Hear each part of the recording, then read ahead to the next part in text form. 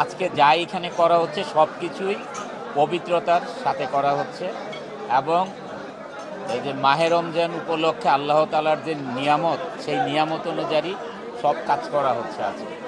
কি ধরনের আমলগুলো আপনি বেশি করে থাকেন এই রমজান মাসে? আমল করে থাকি, এক নাম্বার হচ্ছে সারাদিন কাজ করি মানুষের জন্য, এত বড় ইন্ডাস্ট্রির জন্য। কারণ মানুষের কর্মসংস্থান যদি টিকিয়ে রাখতে পারি, এটা একটা বড় আমল। তারপরে কাজ করি, নিজে ইবাদত করি, আর যতটুকু আমার দ্বারা সম্ভব অতটুকু মানুষের পাশে দাঁড়াই।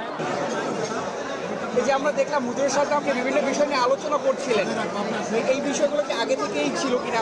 আলোচনা করছিলাম, যেমন আমার ছেলে আরিজ এখন মাশাআল্লাহ 8 পারা কোরআনে হাফেজ। আমার ছোট ছেলে আবরার, ও রিডিং পড়ছে 24 পারাতে এখন। এগুলো নিয়ে আলোচনা করছিলাম। ওদের সময় নেই, আবার বাসায় অ্যারাবিক টিচার আসে, মানে ওদের সময় বলতে নাই এখন। উনি বলছিল যে সপ্তাহে 3 দিন অ্যাটলিস্ট পড়াশোনার পাশাপাশি ওদের খেলাধুলা করতে হবে, নাহলে ব্রেনে অনেক এফেক্ট পড়বে ওদের।